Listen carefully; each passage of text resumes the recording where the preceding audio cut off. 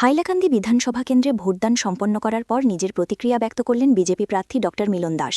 Vote দিয়ে বেরিয়ে তিনি জানান, গণতন্ত্রের এই মহান উৎসবে অংশ নিতে পেরে তিনি গর্বিত। জনগণের মধ্যে এবার ব্যাপক উৎসাহ লক্ষ্য করা গেছে বলেও উল্লেখ করেন তিনি। সকাল থেকেই বিভিন্ন ভোটকেন্দ্রে ভোটারদের দীর্ঘ লাইন এবং শান্তিপূর্ণ পরিবেশে ভোটগ্রহণ চলছে বলে জানান ড দাস। তিনি আরও বলেন, আমি হাইলাকান্দির মানুষদের ধন্যবাদ জানাই। তারা যেভাবে গণতান্ত্রিক অধিকার প্রয়োগ করতে এগিয়ে এসেছেন তা সত্যিই প্রশংসনীয়। আমি আশাবাদী জনগণ উন্নয়ন, স্থিতিশীলতা ও স্বচ্ছতা দেবেন। একই সঙ্গে তিনি প্রশাসন এবং নির্বাচন কমিশনের ভূমিকাকেও সাধুবাদ জানান, যাতে পুরো প্রক্রিয়াটি সুষ্ঠু ও শান্তিপূর্ণভাবে সম্পন্ন হচ্ছে। শেষে তিনি সকল ভোটারদের উদ্দেশ্যে আহ্বান জানান যেন তারা নির্ভয়ে এবং স্বতঃস্ফূর্তভাবে ভোটাধিকার প্রয়োগ করেন এবং গণতন্ত্রকে আরও শক্তিশালী করে তোলেন। আমি হাইলি কনফিডেন্ট যে আমি ইয়াতে জিকিম। আর মই মোৰ চেণ্টাৰত জাষ্ট না ভোটদান কৰিলোঁ। মই চাইছোঁ যেন মানুহ বিৰাট আহি আছে, সব মানুহ আহি আছে, সব ওলাই আহিছে নিজৰ ঘৰৰ পৰা।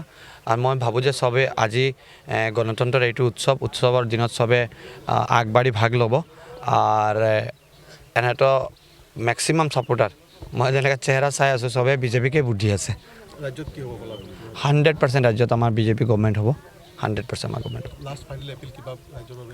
আৰু ৰাইজৰ বাবে চবক আমি আপিল কৰিম কি ভোট চেণ্টাৰৰ চবে যি নিয়ম আছে এজ পাৰ ECI ৰুল, চবে নিয়ম পালন কৰি ভোটদান কৰিবৰ কাৰণে।